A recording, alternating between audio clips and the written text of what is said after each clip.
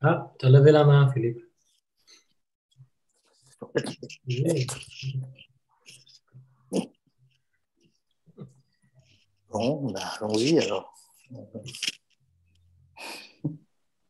Peut-être sur le retournement de l'attention. Ah oui, Non, le retournement de l'attention. Donc, c'est conscience qui doit se retourner. Enfin, qui doit. Donc, donc quoi? Donc, faut que cette attention se désengage de cet attachement, quel qu'il soit. Donc, je sais pas. Alors, je sais pas comment ça peut se produire. Je sais pas. Je me pose des questions un peu. Je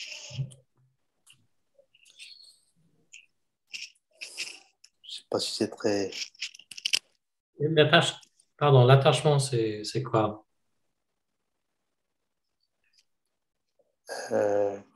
Quel que soit l'attachement à une idée, l'attachement Et l'idée, c'est quoi? à une pensée, je sais pas. Est-ce que l'idée, c'est que le retournement de l'attention est quelque chose, blablabla, tu veux dire? Non, c'est pour la réalisation Ah, de d'accord. soi. Alors, C'est toujours ce fameux truc. on revient sur la réalisation. C'est toujours. On tourne en rond. Ça devient une obsession presque. Oui, je comprends. Un nouvel attachement. Voilà. Non, mais c'est pour ça qu'il faut.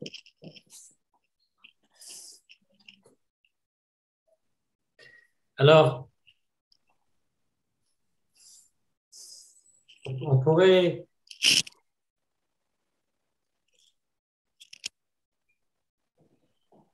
on pourrait voir l'attention de deux façons un peu différentes.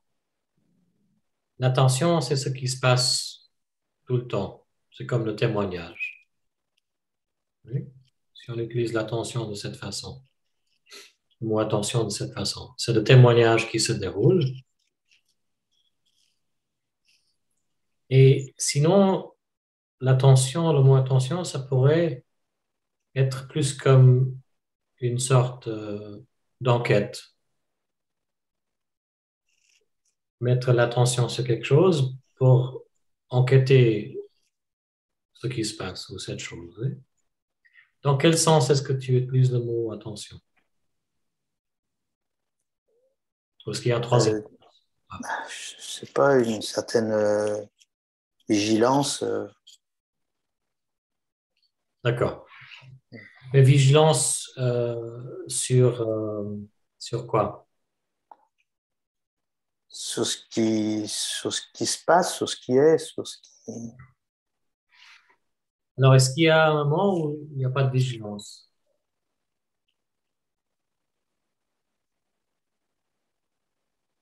Ah oui.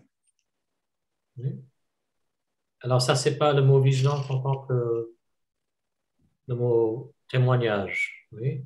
Hmm, Témoignage est toujours en train de se dérouler. Oui. d'accord. Alors, tu parles d'une sorte de vigilance mentale, Ça doit être ça. une vigilance intellectuelle. Oui. Sans doute. Et alors, c'est comme ça que c'est parfois utilisé le mot vigilance. Je n'utilise pas vraiment ce concept parce que ça ne résonne pas vraiment avec moi, mais il y a d'autres qui utilisent ce concept de vigilance. J'en sais rien, parce que je dis ça comme ça. Ça m'est venu comme ça. Mais la raison pour laquelle tu demandes, c'est autour de l'idée de la réalisation. Oui. Alors, est-ce qu'il y a besoin de vigilance ou d'attention pour que la réalisation se passe? Mais je crois pas.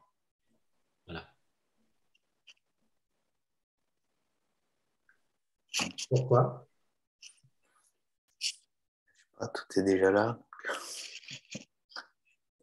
Parce qu'il n'y a rien. Alors, tout est déjà là.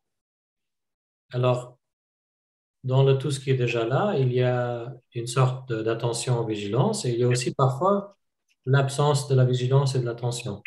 Et on le voit comme une vigilance, attention intellectuelle. Oui? Parfois, l'intellect n'est pas concentré, vigilant ou met pas d'attention sur quelque chose. Parce que l'intellect n'est pas là temporairement. Oui? Et parfois, elle est là. Parfois, il y a l'attention sur un objet, sur une chose. Vigilance sur un objet ou une chose. Oui?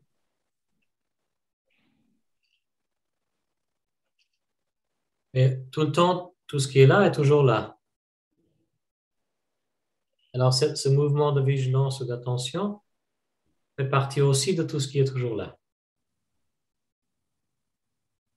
Oui? Ça coïncide pas au moment. T'as entendu, Philippe? Non, je n'ai pas entendu. Là, ça s'est bloqué. Dans ce qu'on appelle tout ce qui est toujours là, il y a parfois vigilance, attention, et il y a parfois pas vigilance, attention.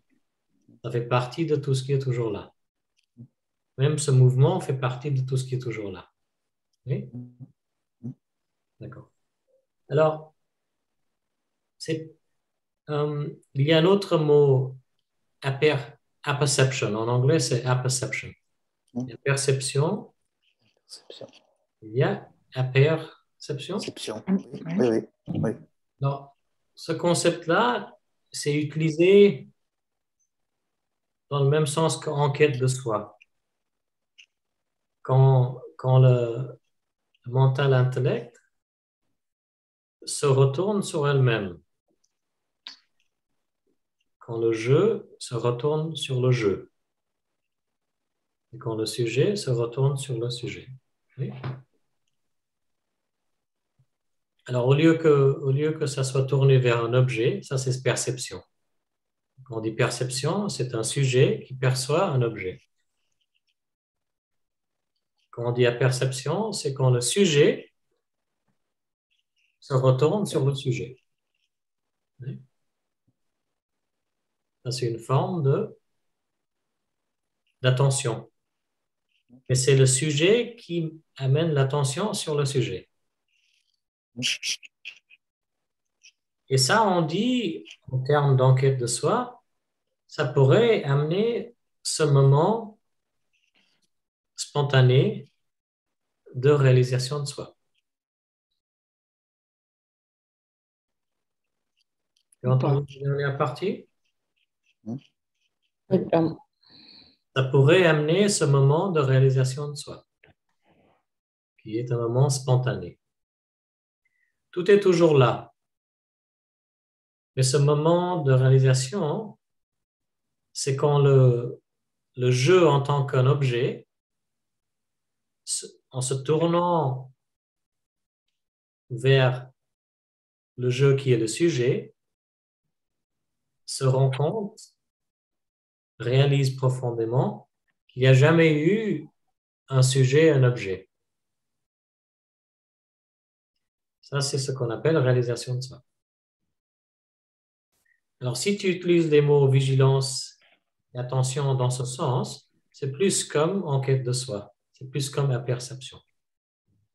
Oui? Mais selon ma compréhension, la façon dont les mots vigilance et attention sont utilisés la plupart du temps, ça veut dire d'essayer d'être toujours conscient de ce qui se passe. Oui? Alors pour moi, ça c'est différent. Tu vois la différence? Alors à mon avis, d'essayer d'être toujours vigilant ou avoir de l'attention sur ce qui se passe, c'est d'abord impossible. Et pourquoi on devrait le faire si on a compris que de toute façon, cette vigilance, cette attention se déroule comme le témoignage qui est toujours en train de se passer. Alors, on n'a pas besoin et on ne peut pas le forcer, on ne peut pas le faire tout le temps. Parce que c'est toujours en train de se passer de toute façon. Alors, si c'est la réalisation de soi qui t'intéresse, à mon avis, c'est premièrement de comprendre que c'est un soi-disant événement spontané. Que l'ego, le petit jeu, n'a pas le contrôle sur si ça va arriver ou si ça ne va pas arriver. À mon avis, ça c'est le plus important dans ce concept, parce que ça enlève l'idée que nous sommes l'auteur, qu'on peut faire quelque chose pour que ça arrive. Et il me semble que, peut-être pas pour tout le monde, mais pour certains organismes, certains égos, quand l'effort d'avoir la réalisation s'arrête, cette partie du mental, de l'intellect, arrête de chercher. Et ça crée une sorte de vide ou d'espace où il y avait la recherche, les questions et tout ça, le désir. Il y a maintenant une sorte de vide, une sorte d'espace. Et c'est comme si ce vide et cet espace étaient un meilleur environnement pour que la réalisation arrive. Et là, il n'y a même pas de garantie non plus. Oui. Mais ce qui semble arriver, c'est quand l'ego intellect comprend, je ne peux rien faire pour que ça m'arrive, ça va être spontané de toute façon. Quand elle arrête de chercher la réalisation de soi, ça peut être la fin de la recherche spirituelle. Et ça amène de toute façon une sorte de soulagement et une sorte de paix qui parfois est assez pour l'ego intellect qui cherchait. Assez dans le sens que ça va satisfaire les besoins et les désirs qui étaient là dans la recherche.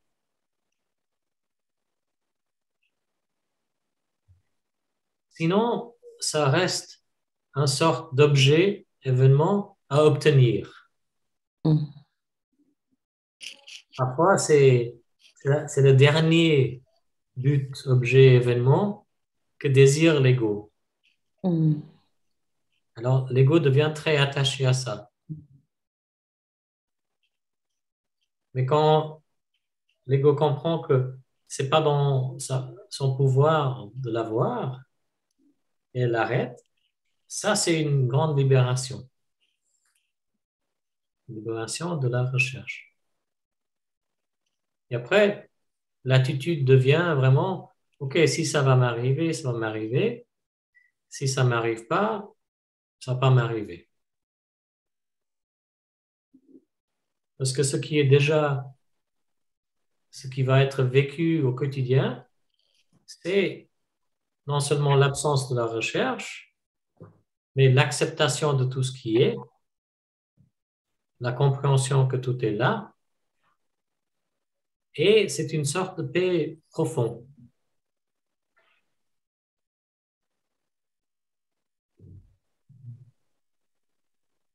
L'absence de la souffrance psychologique aussi.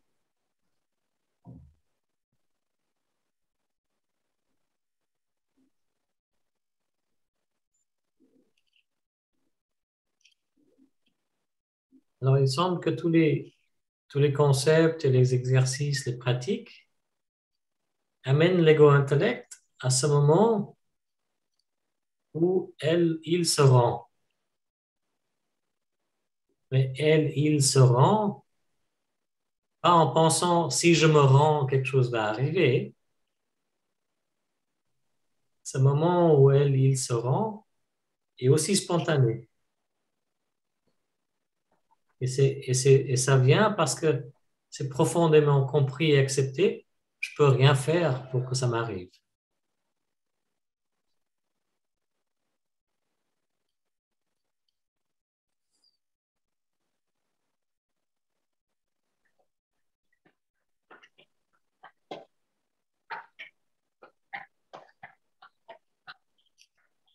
Je peux témoigner de quelque chose qui m'est arrivé là, cette semaine. Oui, juste avant que tu commences, Virginie, Ouais. je vais juste vérifier avec Philippe si il avait entendu et compris tout ça. Oui, en fait, je le sais, j'ai déjà entendu plusieurs fois, mais c'est un peu comme une obsession. Il y a des choses qui reviennent et tu ne sais pas pourquoi et ça te retravaille. Ça, c'est normal. Donc, mais j'ai tout ce que tu m'as dit, j'ai bien. Ah oui, j'ai bien. Enfin, je pense avoir à peu près compris, quoi. Après, il y a peut-être des petites subtilités qui ne sont pas encore là, mais voilà. Mais Non, mais.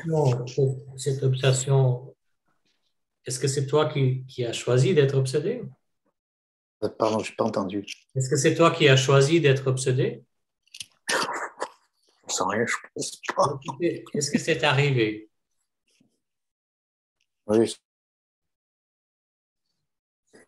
ça vient du. C'est la mécanique du mental qui est comme ça.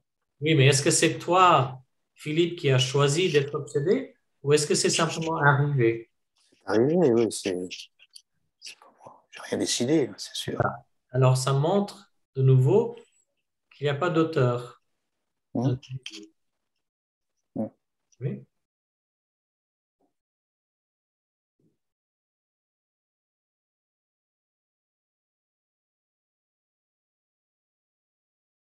Tu es toujours là, Philippe?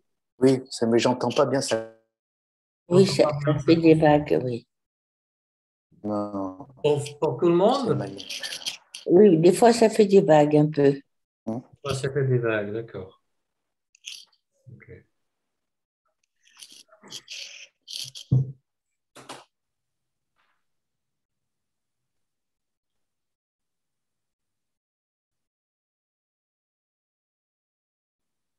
Si on le regarde d'une autre façon, et on l'a déjà regardé de cette façon aussi, pourquoi tu veux la réalisation?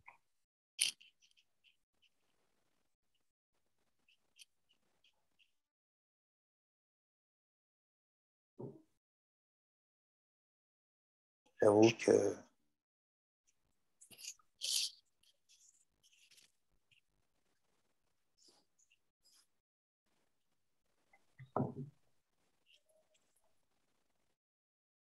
Tu m'entends? non, j'entends rien. Allô? Oui, Toi qui parles et qui revient, je crois. Non? c'est ma connexion qui est instable. Je vais la mettre. Oui.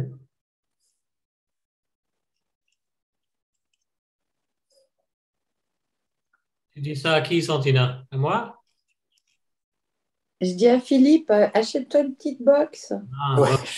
bon, Mais normalement, j'ai la marche fibre bien. ici, mais ça marche pas. la fibre. Petite box.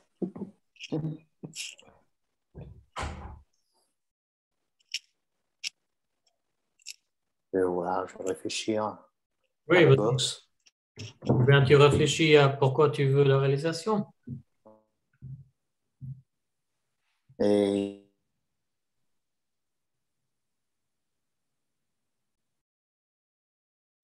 ouais.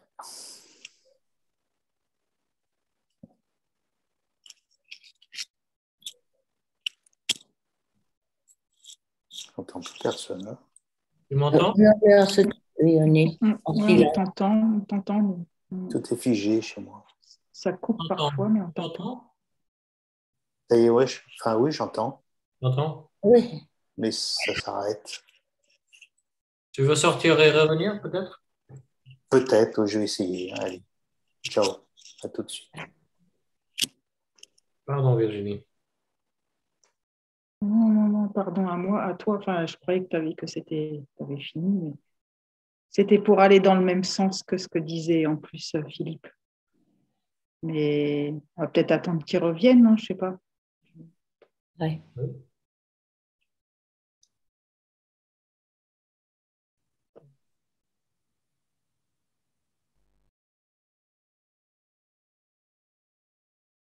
Parce que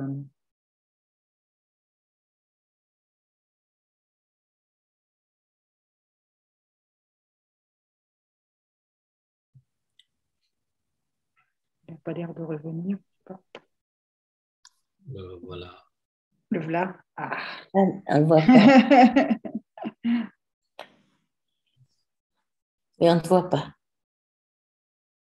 Tu nous entends, Philippe? Ça y est, Ouais, ça y c'est est. bon. Tu nous entends maintenant? Ça y est, oui, c'est bon. Super. OK. Virginie.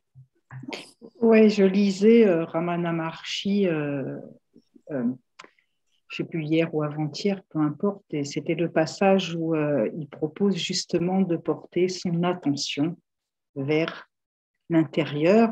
Il ne le dit pas comme ça, moi je l'ai compris comme ça. C'est son investigation du soi, le qui suis-je, c'est un retournement ce que j'en comprends, un retournement de l'attention vers le sujet.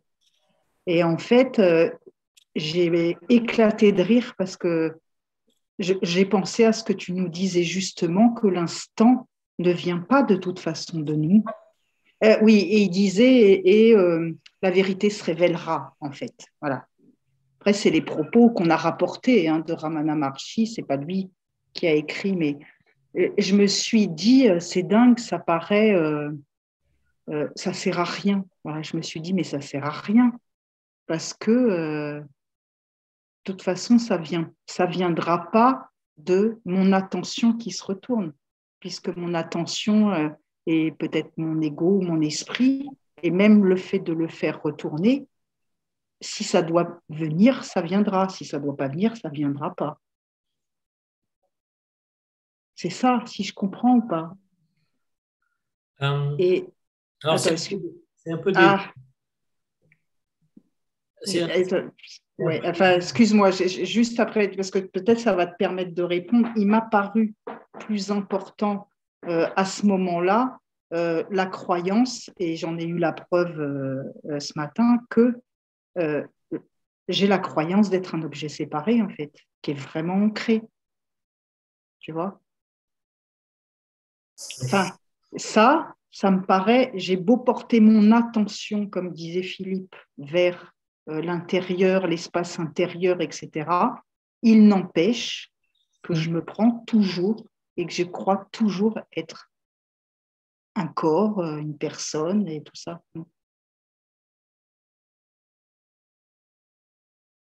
Oui. Alors,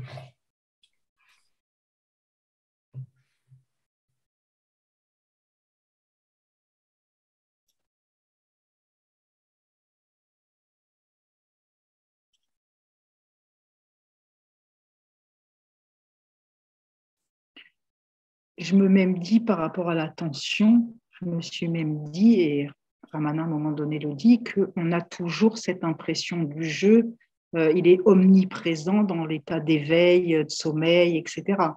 À me dire que peut-être il y a un état auquel je n'ai pas accès, c'est-à-dire, par exemple, quand on entend du bruit, on a l'attention portée vers le bruit, mais le silence est toujours là, même si on ne l'entend pas, on ne le voit pas, parce qu'on a l'attention portée vers ce bruit dans la pièce, par exemple. Voilà, je me suis même demandé si ce n'était pas quelque chose comme ça. Est-ce qu'on n'a pas accès, peut-être, parce que notre attention est tout le temps portée vers notre corps ou notre croyance d'être une personne, qu'on n'a pas, en quelque sorte, accès au silence qui est en fait toujours là. Tu vois la question que je me pose? non, c'est bien. J'essaie de trouver la meilleure façon de répondre, mais ça ne vient pas. On reste avec On va essayer de faire des exercices. Ok. c'est mieux compris quand on fait un exercice, oui. Mm. Alors, attention, vigilance, concentration, regard. Si Oui, on regarde un objet avec les yeux, c'est évident qu'on porte l'attention vers l'objet. ah oui, on revient toujours. Mm. On fait ça, la même chose avec les oreilles. On porte l'attention, on amène l'attention vers un bruit. Après, on entend un autre bruit. On peut même essayer de bouger l'attention vers un troisième bruit. Oui. Alors, on peut faire la même chose avec le nez, la bouche et le corps. Toucher quelque chose, oui. Mhm. On peut bouger l'attention. Alors, on a compris ce que c'est bouger l'attention. Alors maintenant, si on le fait avec les pensées, ou bien on bouge l'attention vers le mouvement des pensées. On a bougé l'attention vers le mouvement des pensées et on observe les pensées. On a l'attention sur le mouvement des pensées.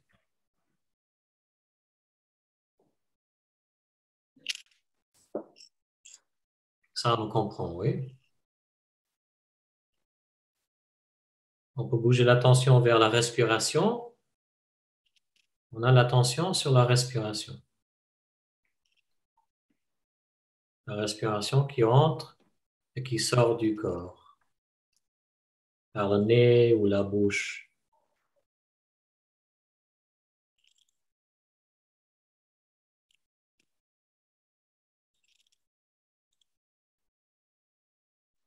On peut bouger l'attention vers le corps et sentir les sensations physiques, les énergies dans le corps.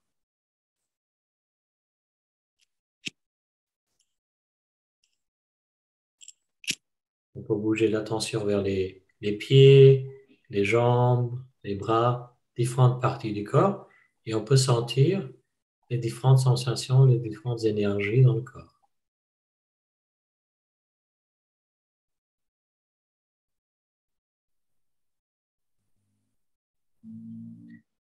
Maintenant, on ferme les yeux, si on ne les a pas déjà fermés.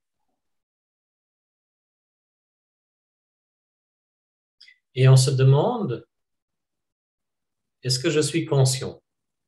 Pas est-ce que je suis conscience? Est-ce que je suis conscient?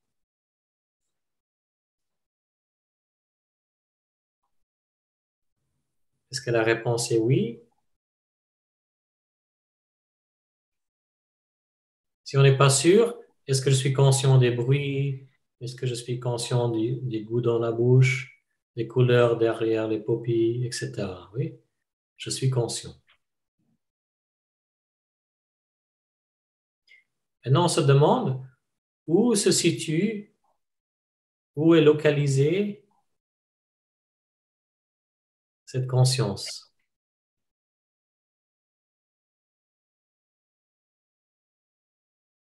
Où est-ce qu'elle est? Est-ce qu'on peut le trouver? Où elle se situe, où elle est localisée?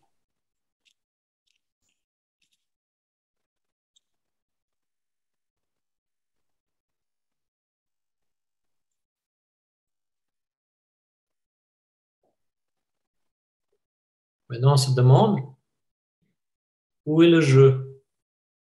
Où est le moi? Où est-ce qu'elle est localisée? Où est-ce qu'elle se situe? Le je, le moi.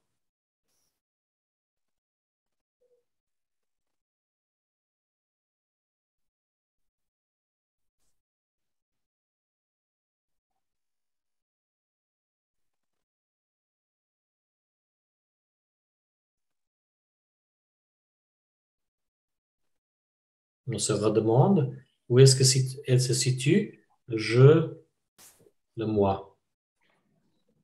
Où est-ce qu'elle est localisée?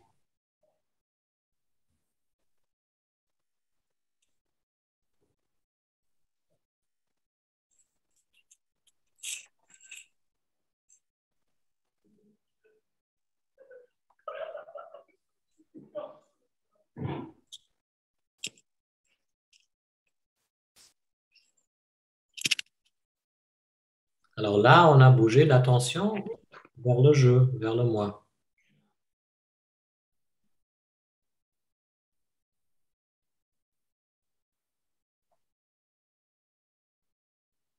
Quand on est prêt, on peut prendre quelques souffles profonds et ouvrir les yeux.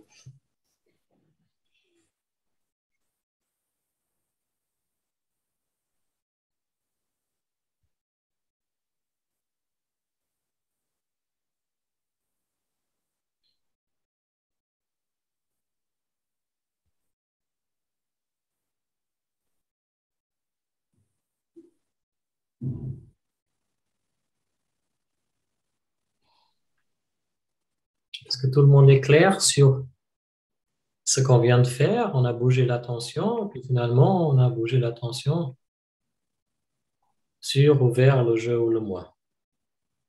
Oui? Tout le monde est clair là-dessus? Est-ce que quelqu'un a pu trouver où se situer le je ou le moi? Non? D'accord. Alors, à travers un exercice comme ça devient très clair par expérience directe qu'il n'y a pas de localisation pour le je et le moi. Oui? Simplement en bougeant l'attention et en utilisant certaines phrases.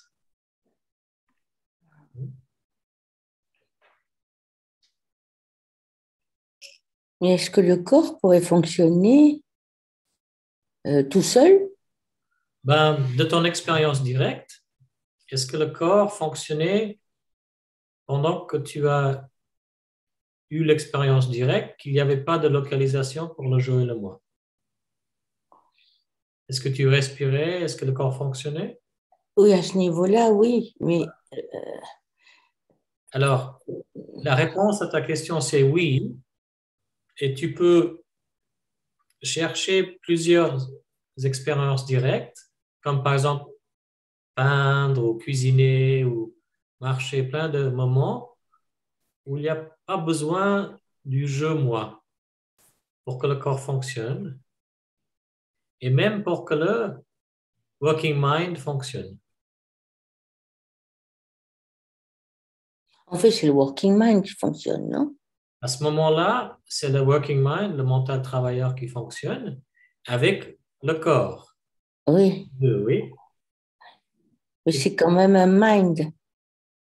Oui, mais la distinction que je fais, c'est que quand il n'y a pas de working mind et quand il n'y a pas de mental penseur, il n'y a pas de pensée.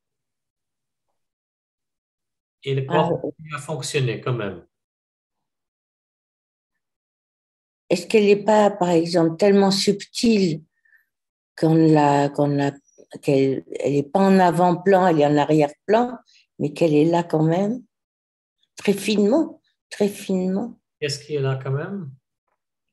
Qu'il y a quand même la pensée, même à un état très, très fin, tellement fin qu'on ne la voit pas, mais qu'on ne l'aperçoit pas. On va revenir à ça parce que j'aimerais finir avec ce thème d'attention, parce mais on reviendra à ça, Tina, dans un moment. Mais par expérience directe, il y a le moment où l'idée de bouger l'attention est là. Alors, on bouge l'attention, oui. Et après, à un certain moment, il n'y a même pas l'idée de bouger ou de faire quoi que ce soit avec l'attention. C'est simplement, ça se déroule. Oui. Et est-ce que vous avez tous vu qu'à un certain moment, il n'y a même plus l'idée « Ah, je suis conscient » ou « Je ne suis pas conscient ». Toutes ces idées-là, elles ont disparu. Oui, c'est vrai. Oui, Oui, c'est vrai. Oui. Alors, c'est là où on découvre que ce qu'on appelle le je, le moi, n'est pas là en ce moment-là. Mais il y a quand même quelque chose qui continue à vivre. Oui. Et après, à un certain moment, ce qu'on appelle le je, moi, l'ego revient certaines idées, pensées reviennent, et il y a une sorte de conscience de soi personnelle. Il y a conscience de soi impersonnelle, et après, il y a conscience de soi personnelle, identifiée. Ça, c'est le mouvement. Il y a toujours une sorte de conscience de soi, impersonnelle et puis personnelle. Oui? Alors, quand c'est personnel et très identifié, il y a certaines questions, il y a certains désirs, etc. Oui? Il y a une sorte de recherche peut-être. Mais quand il y a simplement conscience impersonnelle, conscience de soi impersonnelle, il n'y a pas ces questions, il n'y a pas ces désirs. On est d'accord avec ça. Alors, ce mouvement est naturel. Ça va et ça vient. Alors, la recherche, quand on dit recherche, la recherche spirituelle, toutes ces questions de réalisation de soi, etc., ça se déroule quand c'est conscience de soi personnelle, quand il y a une identification.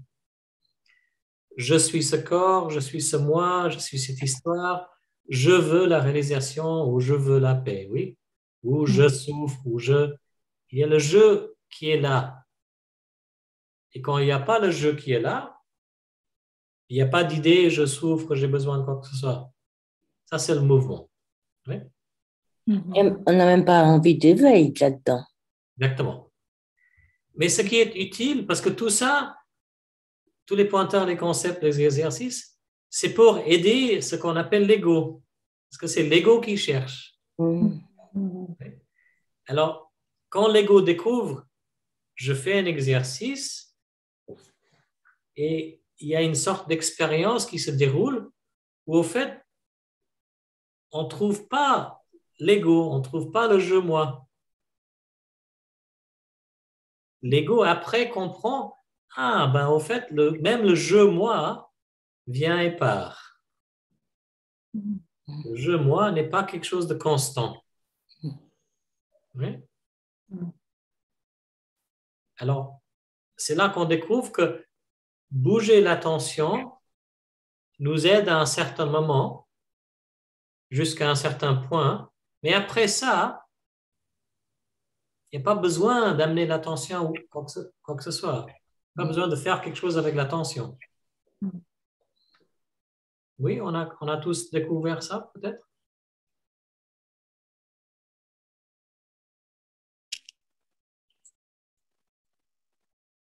Alors, si on fait un peu la même chose, mais avec ce qu'on appelle enquête de soi. Qui suis-je ou suis-je? Que Ramana a suggéré. C'est un exercice mental, intellectuel, parce qu'on utilise des pensées, une phrase. Oui? Alors là, c'est l'intellect mental qui bouge son attention. Mais là, la différence, c'est que l'intellect mental, au lieu de bouger l'attention à un objet physique, ou un bruit, ou le nez, ou l'objet, c'est dans l'intellect mental. Oui? C'est ça la différence avec enquête de soi. Et spécifiquement, le je bouge l'attention vers le je. Qui suis-je? Qu'est-ce que c'est ce je? Suis-je? C'est ce qui est en train de se dérouler. Oui? Mais l'important, c'est que quand on utilise ces phrases, ça semble être une question. Surtout la phrase « Qui suis-je » semble être une question, n'est-ce pas?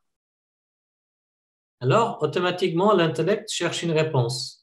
Mais avec la phrase « Suis-je » c'est moins une question, n'est-ce pas? Ça peut être un peu le goût d'une question, mais ce n'est pas vraiment une question. Suis-je? Alors, utilisez les différentes phrases sans chercher une réponse. Comprenez qu'on ne cherche pas de réponse. Parce que si on trouve une réponse, ça sera simplement quelque chose dans la dualité. N'importe quelle réponse serait simplement l'opposé de quelque chose d'autre, n'est-ce pas? Par exemple, je suis Dieu ou je suis conscience. L'opposé, ça serait je ne suis pas Dieu ou j'existe. L'opposé, ça serait je n'existe pas. Vous voyez, n'importe quelle réponse à cette phrase serait simplement une autre pensée. Et cette pensée, elle serait toujours dans la dualité. C'est pourquoi on ne cherche pas de réponse. Mais en répétant la phrase, ce mouvement se déroule automatiquement. Le jeu se retourne sur le jeu. La perception se déroule. Alors on répète la phrase, mais sans s'attendre à une réponse. Vous comprenez? Mais avec la phrase, par exemple, suis-je, il y a une réponse qui vient. Alors, C'est oui, oui, je suis. Oui, oui, je suis. alors Mais tu n'arrives pas à dépasser ça. s'il y a une réponse qui vient, c'est pas grave. Ça, c'est normal. Parce que l'intellect a envie de faire quelque chose. Ça, c'est l'habitude. Mais à un certain moment, même les réponses intellectuelles en forme de pensée vont arrêter. Ils vont arrêter de venir. Oui? Alors, on les laisse venir. On répète la phrase, on la laisse venir. On répète la phrase, on la laisse venir. On répète la phrase, on la laisse venir. Oui? Après, il y a peut-être des états qui vont venir. Différents aperçus, des états, des énergies, différentes choses vont se dérouler. On les laisse tous venir. On comprend la même chose. Si un état arrive, n'importe quel état, ça sera le contraire d'un autre état. Oui? Alors, c'est là où vraiment l'intellect égo comprend, ben, il n'y a pas quelque chose à obtenir comme résultat. Et ça renforce cette perception. Ça renforce ce retournement d'attention. Oui? Mais n'oubliez pas que ce qui se retourne, c'est l'intellect égo sur soi-même. Ça, c'est seulement la première partie, soi-disant. Ce retournement d'attention. Après un moment, il n'y a plus l'idée, ah, l'attention s'est retournée, ou j'ai besoin de tourner l'attention. Toutes ces idées, ils ont disparu. Oui?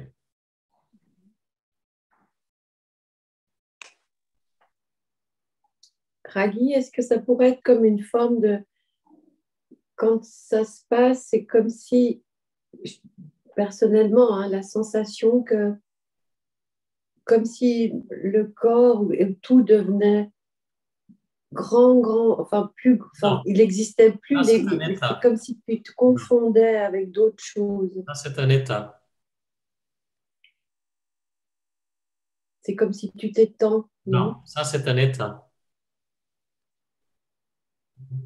Ça aussi, c'est un état. Être un avec tout, plein d'amour, tout ça, c'est des états, des expériences. Pas plein d'amour. C'est pas ça, cette sensation. Oui. Une dilatation. N'importe quelle expérience ou état qui t'arrive ne va pas durer. Mhm. Parce qu'elle ne peut pas durer, elle est impermanente. Oui? Tout à fait. Tu peux le vérifier simplement en te demandant qui vit cet état ou cette expérience. Et la réponse sera moi. Oui? Je ne sais pas. S'il y a vraiment, je ne sais pas, il n'y a plus l'attachement à l'expérience, l'état. Tu vas même pas dire, est-ce que c'est un état? Est-ce que c'est ça? Pardon. cette idée-là ne va même plus apparaître. L'idée, est-ce que c'est ça, apparaît parce que derrière, il y a ce qu'on appelle l'ego qui se demande, est-ce que c'est ça qui m'arrive? Il n'y a plus cette idée qui surgit. L'ego s'en fout si c'est ça ou quelque chose d'autre. Tu vois ce que je veux dire? Alors, on peut toujours vérifier de cette façon. Si on s'attend que quelque chose arrive ou si on pense que quelque chose pourrait arriver, c'est l'ego qui s'attend, c'est l'ego qui pense que ça pourrait m'arriver. Oui? Ou s'il y a le désir de la réalisation, c'est l'ego qui le désire. Et ça, c'est l'ego identifié. Ça, c'est l'ego personnel. Et ça, on peut le vérifier parce que quand il n'y a pas cette identification, quand il y a conscience impersonnelle, il n'y a plus cette idée réalisation ou état spécial ou quelque chose. Tu vois ce que je veux dire? Oui. Non, Il y a- c'était juste quand on faisait l'exercice, tu vois. Mais comme elle a dit, Tina, c'était le mot juste, tu vois. C'était comme une dilatation des choses qui s'opèrent dans l'exercice, tu vois. Je Et comprends. qui s'arrêtent. Oui, mais c'est pourquoi je dis ne cherchez pas une réponse. Ne cherchez pas un état, ne cherchez pas une expérience, ne cherchez pas une énergie. Cherchez rien de ça. Mais c'est normal que l'ego veut que ça soit quelque chose. Parce que si c'est quelque chose qui m'arrive à moi. C'est quelque chose que je vais obtenir. C'est quelque chose que je vais vivre. Tu vois ce que je veux dire? Même si la pensée ne vient pas dans cette forme, il y a le petit jeu derrière qui est toujours en train de réclamer, revendiquer quelque chose. Oui? Alors, c'est pourquoi ces enquêtes, si on a compris qu'on ne cherche rien, on les fait, mais en s'attendant pas à une réponse ou à un état ou une expérience, etc. Mais c'est difficile pour l'ego intellect de faire ça parce qu'elle a tellement l'habitude d'obtenir quelque chose. On fait un effort, on obtient quelque chose. C'est le rituel dans la vie, hein. En principe, on fait quelque chose et puis on obtient quelque chose souvent. C'est le programme. C'est le programme, il est comme ça. Du vivant. Ouais. C'est ce retournement de la perception, c'est le sujet je qui se retourne sur le sujet je.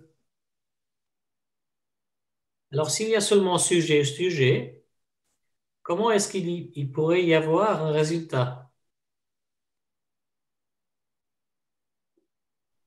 Tu vois, n'importe quel résultat serait un objet, sujet-objet. Comme tu viens de décrire, l'état est vécu par quelqu'un, quelque chose. Oui? J'ai vécu l'état. Et maintenant, je ne vis plus. Oui? Exact. Il y a moi et il y a l'état. Après, il y a un état différent. Alors, c'est le jeu qui voit l'expérience comme un objet. Le sujet, je, et l'expérience, objet.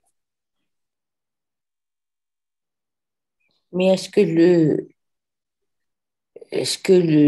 on peut prendre conscience de cet état sans le jeu?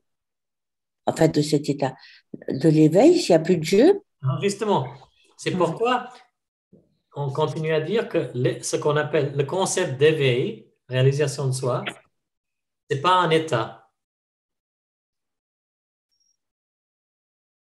Alors l'intellect se dit, alors qu'est-ce que c'est l'éveil si ce n'est pas un état?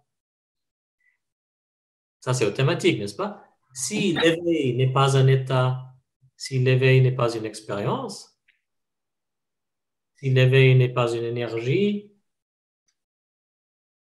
qu'est-ce que c'est l'éveil? Ça, c'est automatique comme questionnement, oui. Et c'est impossible expliquer à l'intellect égo qu'est-ce que c'est l'éveil. On peut seulement pointer vers l'éveil. Parce que l'intellect égo veut que l'éveil soit quelque chose, un objet. Mais c'est très simple. Et ça, l'intellect peut le comprendre. L'intellect veut que ça soit un objet, l'éveil, parce que moi, je suis un objet. Le jeu, c'est un objet. Je cherche l'éveil. Alors, la première chose quand on dit je cherche l'éveil, c'est que on croit que nous sommes un objet et qu'on peut trouver l'éveil, qu'on peut avoir l'éveil. Oui? Ça, c'est automatique, ça, c'est normal. Mais la croyance je suis un objet crée la croyance il y a l'éveil. Et oui. Donc Ravi, ça veut dire que c'est une imposture, cette histoire d'éveil. Ça n'existe pas. Ça n'existe pas. Alors, C'est la personne qu'on est, soyons très clairs. Soyons très, très clairs. qui est une imposture peut-être. Oui, c'est une imposture que l'éveil soit un objet. Je suis d'accord. Oui, c'est une imposture que l'éveil soit un objet ou que l'éveil soit une expérience, un état ou une énergie. Oui, c'est une imposture. Mais le pointeur, le concept, c'est pas que l'éveil est un objet. Non. Le concept de l'éveil, c'est une description de la compréhension à ce moment précis où ça arrive. Regardons ça de nouveau. Soit on décrit un objet. Voilà. Je décris un objet, ma montre. Je décris la couleur, la forme. Ça, c'est décrire un objet. Oui? Mais ce n'est pas ça l'éveil. L'éveil, c'est le moment où c'est compris que ma montre n'a jamais existé en tant qu'objet séparé. Tu vois la différence? Je décris un objet. Ça, c'est facile à faire. Oui? Là, je décris l'éveil comme si c'était un objet, ma montre. Mais on ne fait pas ça. On décrit le moment où c'est compris il n'y a jamais eu d'objet séparé, ni montre séparée. Ça, c'est différent. Séparé de quoi? Il n'y a jamais eu cette dualité. On décrit qu'il n'y a jamais eu de montre, en fait. On pointe, on ne peut pas le décrire. On peut seulement décrire ce qui existe en dualité. Montre ou pas montre. Ça, c'est dualité. C'est tout ce qu'on peut décrire. Toute description, c'est dualité. Montre ou pas montre.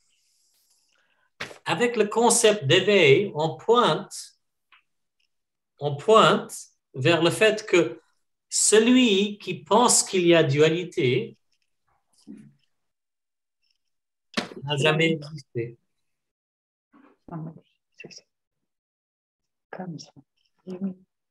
En fait, on a beau se casser la tête, si ça ne se produit pas, on peut rester avec toi pendant 10 ans, jusqu'à la mort, on ne sait pas. Ça ne sert à rien.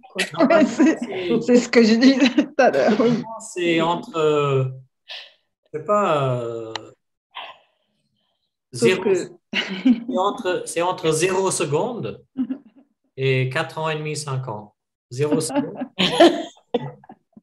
Ça peut arriver n'importe quand. Ou jamais. Mais ce qui semble arriver beaucoup plus souvent, c'est que l'intellect finalement comprend, je ne peux pas le faire, ça. C'est pas moi qui peux l'obtenir. Ça, j'ai bien compris là, tu vois, que je ne peux pas le faire là, c'est très clair. Pardon. Comprendre, c'est une chose. L'intellect l'accepte totalement. Il y a comprendre et accepter. Oui? Oui. Alors, ce moment d'acceptation, ce n'est pas l'ego qui peut le contrôler, ce moment d'acceptation intellectuelle. Ouais. Tu vois? Mais c'est en entendant et en entendant et en entendant les concepts que peut-être à un certain moment, l'intellect se dit, bon Dieu, je n'ai pas le contrôle même sur ça. Mhm. Et ça arrête la recherche intellectuelle.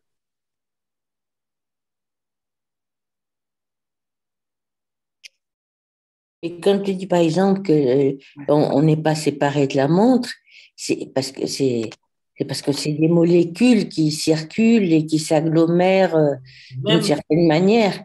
même, plus, Voilà la réponse. même plus que ça. Ce questionnement intellectuel, ce désir de comprendre, est-ce que c'est des molécules, des particules, même ça termine. Parce que l'intellect comprend, je ne peux pas le comprendre avec l'intellect. Tu vois, même la description quantique ou scientifique ou n'importe quoi, des particules et tout ça, c'est intellectuel. C'est dans la dualité. C'est une réalité. C'est une réalité intellectuelle, duel. Mais on est en train de pointer au-delà de cette dualité, Ouais. au-delà de cet intellect.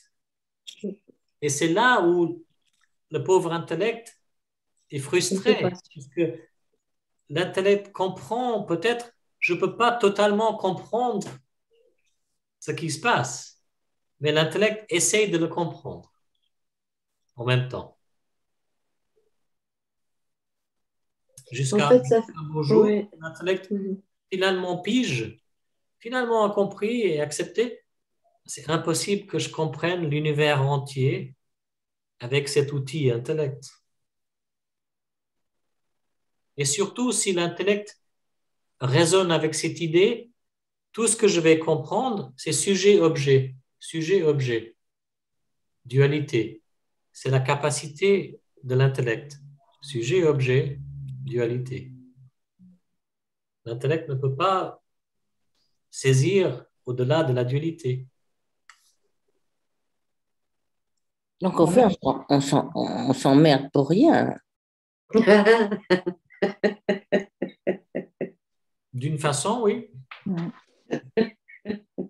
Mais ça montre de nouveau qu'on n'a pas choisi de nous emmerder. C'est arrivé. On n'a pas choisi d'être chercheur, on n'a pas choisi de raisonner avec l'Advaita. Ça nous est arrivé, oui. C'est l'intellect qui croit qu'on s'emmerde. Et aussi, c'est l'intellect qui croit qu'on s'emmerde. Oui, merci.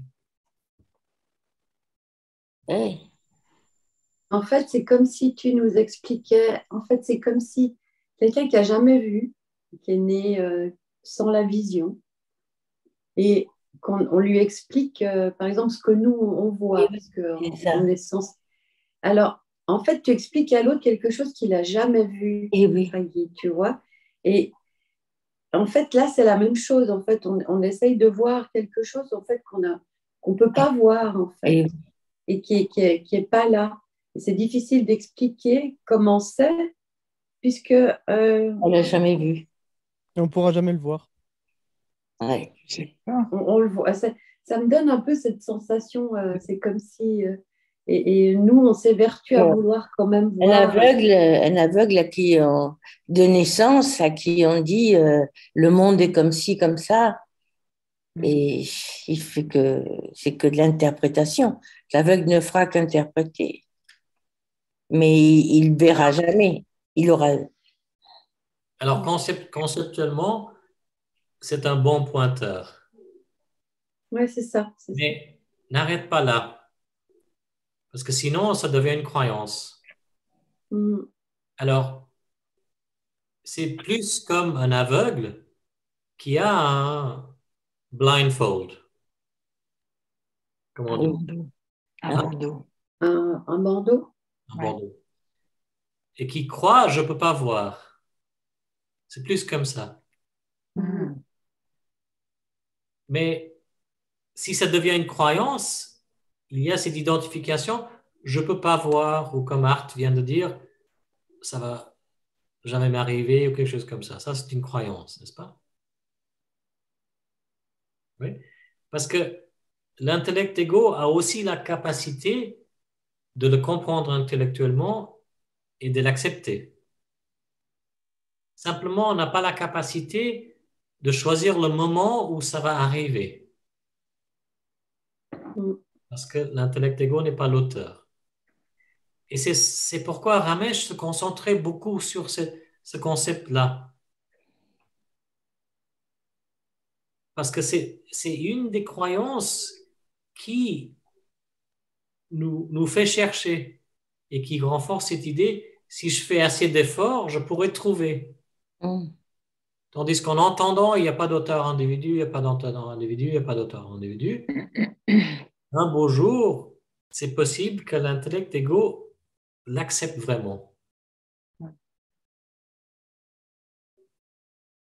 Oui.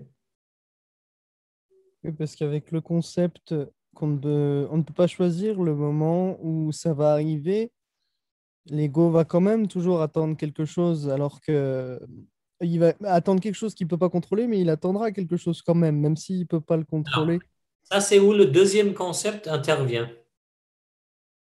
Tout est contrôlé. Pardon? Elle dit quoi, Philippe? Voilà. Le premier touche au libre arbitre. Le concept qu'il n'y a pas d'auteur individu va directement à la croyance que je suis j'ai le libre arbitre. Oui? Je suis l'auteur de mes actions. L'autre concept, conscience et tout, va directement à l'idée je suis un être séparé. Conscience et tout, conscience et tout, conscience et tout. Logiquement, à un certain moment, l'ego se demande si conscience est tout, est-ce que je fais partie de conscience? Oui. Alors, est-ce que je suis déjà conscience? Oui. Et ça enlève la croyance je suis un être séparé. Mais parce que ces deux croyances sont tellement profondes, soi-disant dans le conditionnement, et tellement vieux dans l'évolution de l'humain, c'est pourquoi ça semble prendre du temps de l'entendre plusieurs fois, pour un grand nombre d'égos, soi-disant. Oui. Mais c'est pourquoi aussi ça peut arriver à n'importe quel moment. Oui. En même temps, je trouve que c'est très rassurant. Ça squeeze cette peur du vide parce qu'on sait que l'ego est limité ou je suis limité à l'heure actuelle et que je n'ai pas accès à un certain nombre de choses. Mais que c'est pas, il n'y a pas rien, en fait. Et ça, c'est OK. Pour l'instant, c'est limité. J'ai pas accès à. Mais il n'y a pas rien. Voilà, je trouve que... On prend un petit break.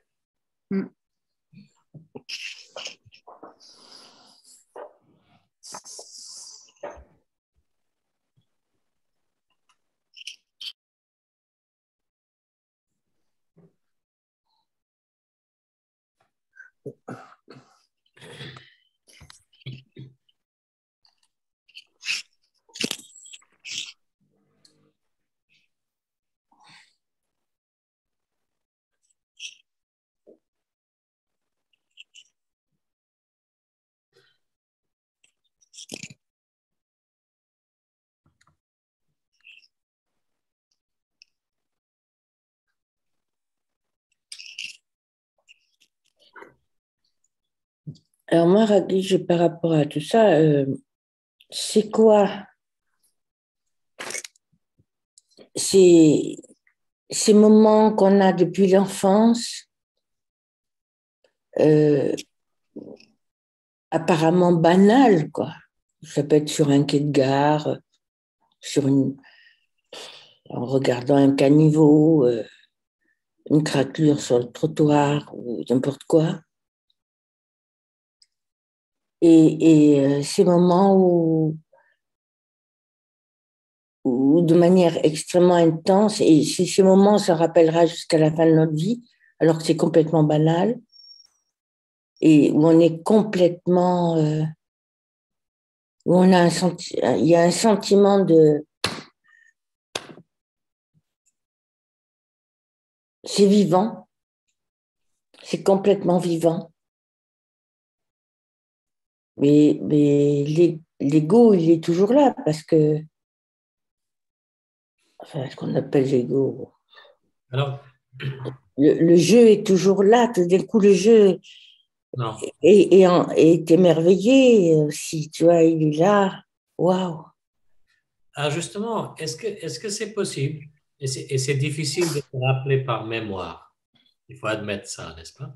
Mais si on le vérifie maintenant, ou dans les heures ou les jours qui viennent, est-ce que c'est possible d'avoir un moment, peut-être pas de wow, mais un moment de reconnaissance qui n'est pas égoïque?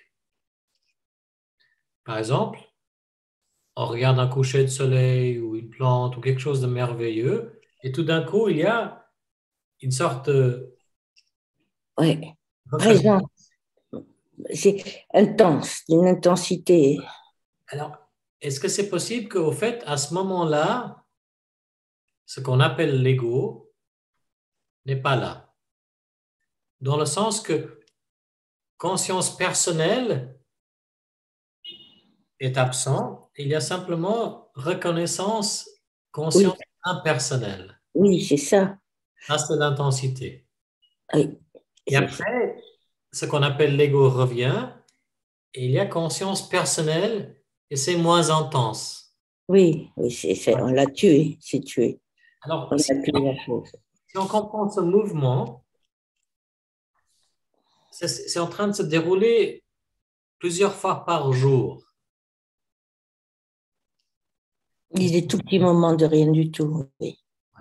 Mais s'il y a une idée, une croyance qui s'est développée, que conscience impersonnelle, c'est seulement wow ou intense. L'ego va chercher ces moments, va les comparer. Mais si on comprend que c'est pas toujours wow, c'est pas toujours Oui, intense, c'est pas toujours. Enfin, je dis waouh parce que c'est très varié. j'ai dit waouh parce que c'est moi par exemple j'ai une image qui me vient. J'étais dans un village sur une place à midi, tout le monde mangeait et il y avait personne et il y avait que le soleil sur cette place. Moi toute seule là et j'ai eu un sentiment. Mais alors c'est ça que je veux dire. C'était un sentiment. Le jeu il est là. C'est un sentiment de solitude, de belle solitude, quoi. Un sentiment de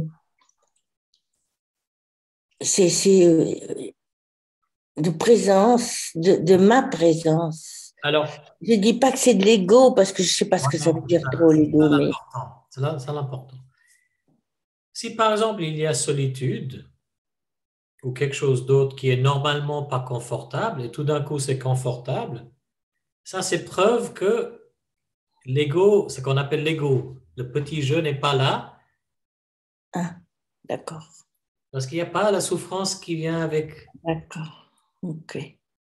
Et c'est ça ce qui est intéressant.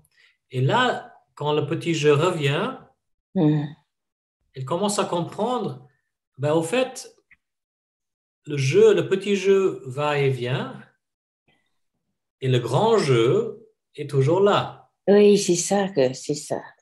C'est l'histoire. Même quand le petit jeu n'est pas là, l'expérience quand le petit jeu n'est pas là, quand il y a simplement le grand jeu, peut aussi être très variée. Parfois c'est calme, parfois c'est Oui, wow, oui, oui. parfois c'est. Tu vois? Comme ça, le petit jeu arrête de chercher ces moments de wow ou d'intensité Oui, oui, oui, bien sûr. et Oui. comprend plus que Ah, ben au fait, c'est toujours là, ce grand Oui, jeu. oui, oui. Oui. Mais qu'est-ce que c'est que ce sentiment quand même que c'est en train de se produire sur ce fond d'écran que je suis? Ça, c'est, on peut dire conceptuellement, c'est le grand jeu qui se reconnaît. Voilà, c'est ça. Oui. Ah, d'accord. Le grand jeu se reconnaît et se sait. Oui, voilà, c'est ça. Le C'est grand ce que jeu se sait. c'est, voilà. Oui. Que l'écran ou les objets sont ce que je suis, Oui, mais sans chercher une expérience spéciale qui Mhm. accompagne ça. Mhm. Par exemple, l'expérience d'être un avec tous les objets Mhm. est plus nécessaire quand il y a simplement cette connaissance. Oui, c'est comme ça. C'est en contiguïté, on dirait. C'est c'est en même temps, c'est vrai, c'est en même temps. Oui. Voilà. Alors, si ça s'est compris par le petit jeu qui revient, le petit jeu va comprendre que quand le petit jeu revient, ça aussi c'est nécessaire pour la vie. Alors, la souffrance qui accompagne ce moment où le petit jeu est identifié, elle commence à diminuer parce qu'il n'y a plus grande différence entre petit jeu présent Ouais, et petit jeu absent. ouais. Il y a une qualité peut-être qui est différente, mais en tant que l'importance ou la validité ou Pour moi, c'est comme le sentiment que le petit jeu, c'est une focale de, de ce, de ce jeu fond d'écran qui n'a besoin de rien. Et puis tout d'un coup, il doit faire, il doit chercher à manger, il doit faire un truc. Donc, il, il, il se focalise pour aller, il se dirige vers l'objet pour survivre, mais c'est c'est le grand qui tout d'un coup fait ça. voilà, c'est fonctionnel. C'est fonctionnel, mais il n'est pas séparé. C'est le même. Pas séparé, exactement. Le petit et le grand, c'est le même. C'est simplement qu'il se, voilà, comment dire, son faisceau devient directionnel. Bon. Et quand c'est compris par le petit jeu que ce mouvement se déroule pour que le fonctionnement puisse se dérouler, il n'y a plus de problème avec l'identification. Et oui, c'est ça, c'est le même. Pour moi, c'est le même.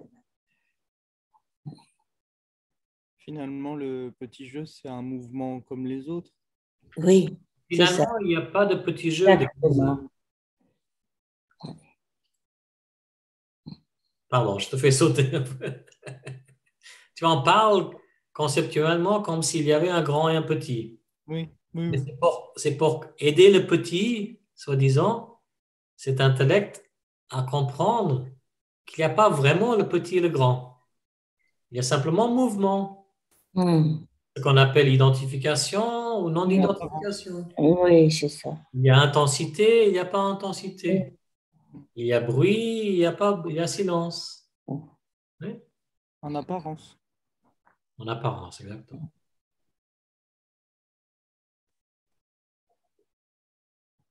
Que ce soit, mais pour être précis, apparence, pas seulement apparence visuelle, mais apparence intérieure, apparence en forme de pensée. Oui. Les pensées viennent, les pensées partent. Les sensations viennent, les sensations partent. Les Mhm. émotions viennent, les émotions partent. Tout ça aide au fonctionnement au quotidien. Mhm. Et ça se déroule de toute façon comme ça doit se dérouler. Alors, à un certain moment, ce qu'on appelle l'ego, le petit jeu, est OK avec ce mouvement qui va et vient.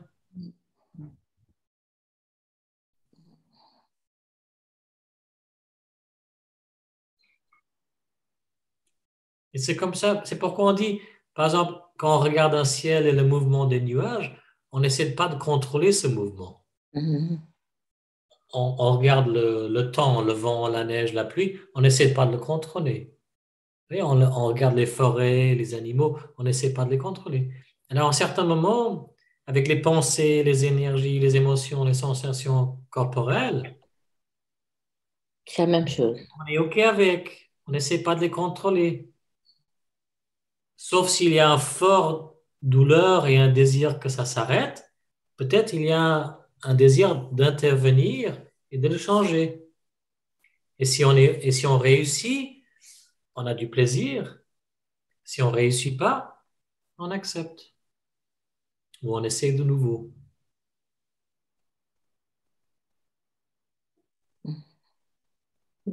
Pourquoi on pense toujours qu'on doit faire? Ça fait partie de ce qu'on a appris. Mais faire en elle-même, c'est pas mauvais, n'est-ce pas? Si faire et boire, manger, dormir, aller aux toilettes, c'est pas mauvais. Si faire et s'habiller, gagner un minimum d'argent, c'est pas mauvais. Oui? Mais c'est quand faire devient se prouver, se comparer, être à la hauteur de quelque chose ou quelqu'un, ça devient une sorte de fardeau. Alors, il y a faire fonctionnel et il y a faire qui satisfait les besoins, ça c'est important, et il y a faire qui proviennent des croyances que nous avons. Mhm. Oui, c'est celui-là qui est un problème. Faire provient d'un désir et on suit le désir et on fait, il semble qu'il y a une harmonie dans ça. Mhm. Mais si faire provient d'une forte croyance, on n'est pas, si on l'avoue, on n'est pas totalement confortable avec. Si on est conscient de la croyance. Oui. Alors faire est naturel.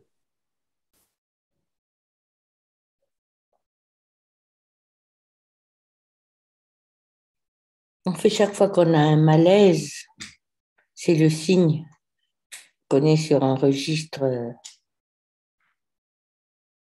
qu'on est sur le registre des croyances. Mais de nouveau, certaines croyances sont très utiles dans le fonctionnement. Oui, la croyance que s'il y a un feu, si je mets ma main dans le feu, Oui. ça va brûler. Ça, c'est des croyances fonctionnelles. Oui. Et ça, ils sont très utiles, ces croyances. Mhm. Alors, on n'est pas en train de pointer vers le fait que toutes les croyances Oui, c'est ça. créent de la souffrance. Pas du tout. Les croyances fonctionnelles qu'on a appris, ils apparaissent dans le moment Mhm. pour nous protéger, nous aider, etc. Oui. Oui. Mais les autres croyances qu'on a apprises surgissent aussi et nous font souffrir d'une façon psychologique et émotionnelle. Mhm.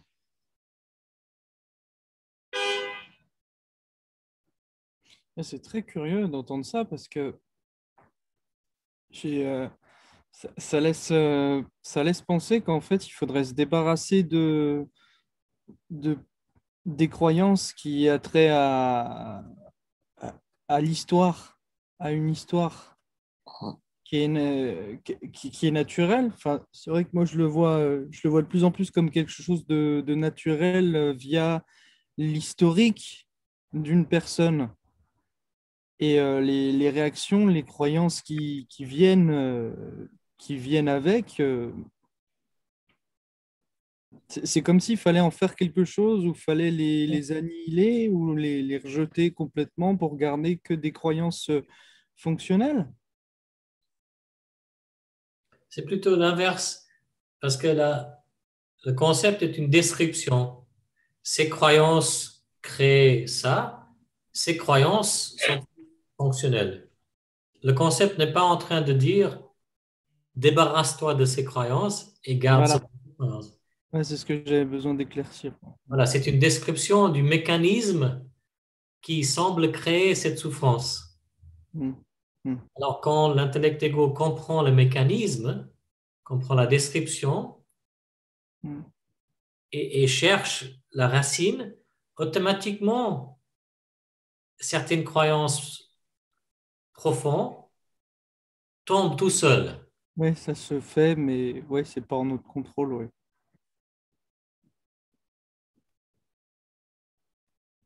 Mais si finalement l'ego-intellect est très confortable avec n'importe quelle croyance qui apparaît, en comprenant que ça va surgir, Mm. ça vient du conditionnement des gènes, etc. Je sais que c'est presque naturel, ouais. Mais Oui, c'est naturel, même, c'est même naturel. oui. L'ego ne cherche pas à intervenir ou à changer ou à faire quoi que ce soit. C'est ce que... C'est témoigner, Ouais. la conséquence est aussi témoigner, mais à ce moment-là, s'il y a un désir de vouloir changer la conséquence, le désir apparaît, il y a un mouvement pour essayer de changer la conséquence. Mais le mouvement n'apparaît pas au moment du choix ou de l'action. Mm. Ça a déjà été accepté Mm. que c'est en train de se produire de la façon dont ça doit être.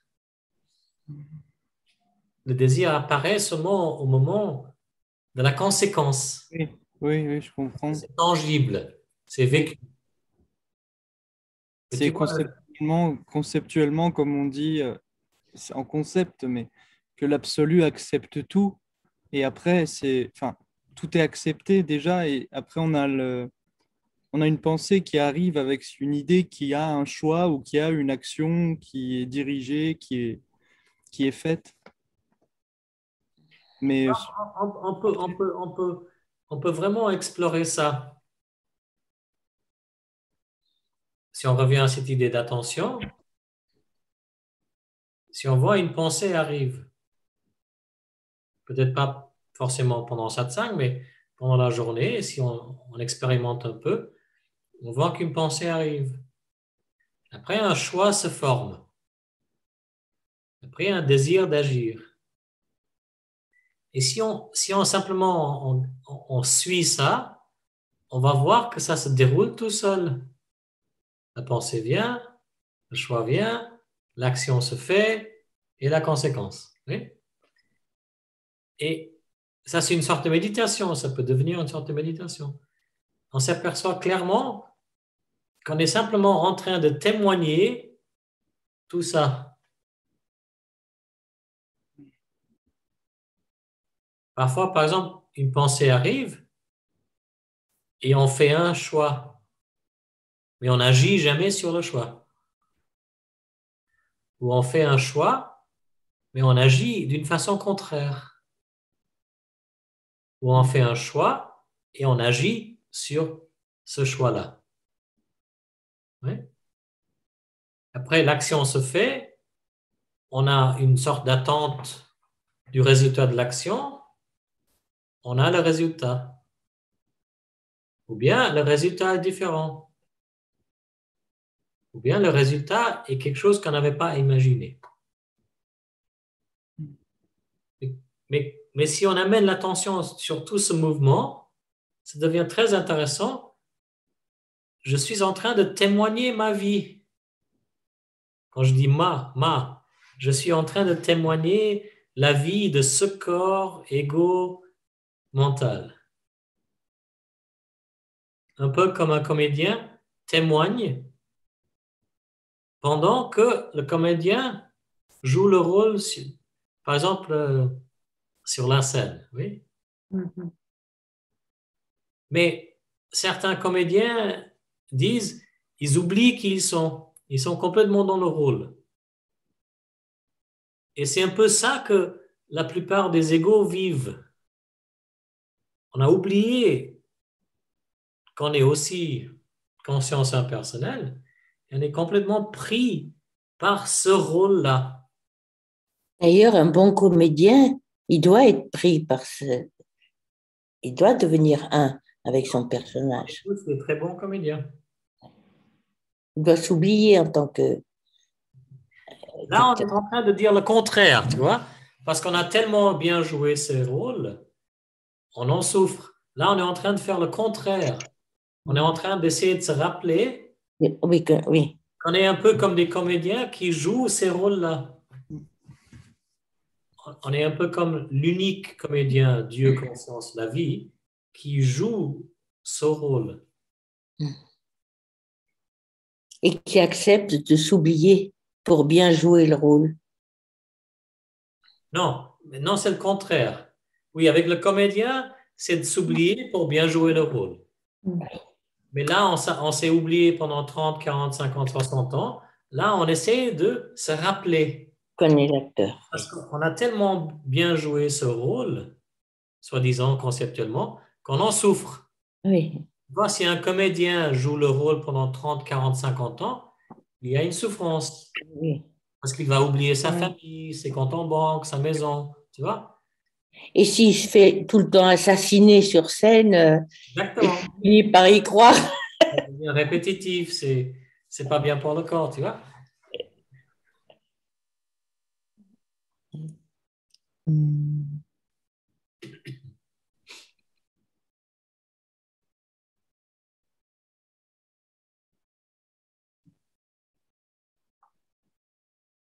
Donc, il est témoin de son choix aussi, du choix qui monte.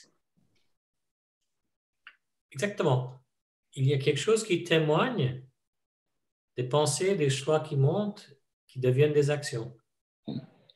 Et quand ce qu'on appelle l'ego-intellect devient plus conscient de ça, et comprend ça, ça devient de plus en plus évident et de plus en plus rapide de voir ça.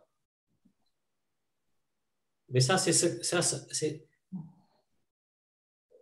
une sorte d'entraînement parce qu'on n'a pas appris. Oui. Si on avait commencé à méditer, par exemple, en tant qu'enfant, on saurait tout ça. Ça ne serait pas quelque chose à apprendre. Oui. Et comme le saumon qui remonte la rivière.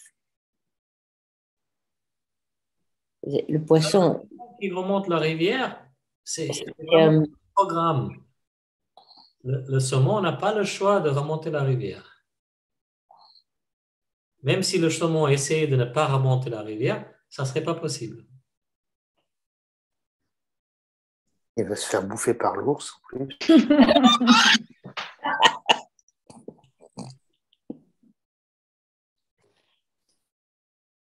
Oui, et ça peut ressembler à un mouvement contre nature.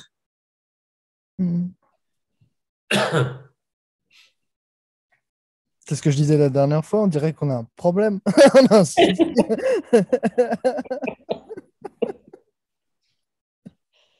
C'est vrai.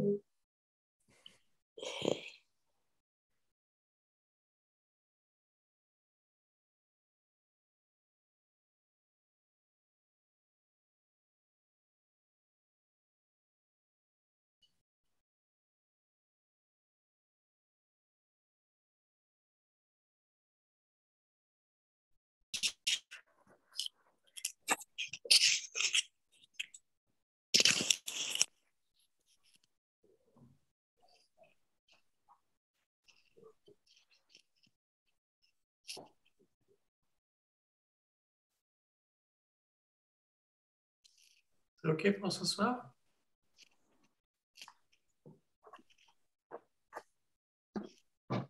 Peut-être qu'on peut terminer avec un peu d'enquête enquête de soi, mais une petite variation. Alors, on commence avec la phrase qui suis-je?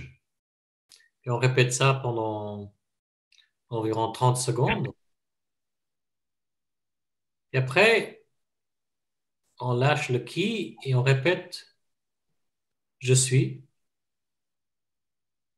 pendant 30 secondes. C'est tout. Ou bien une minute ou n'importe quel moment.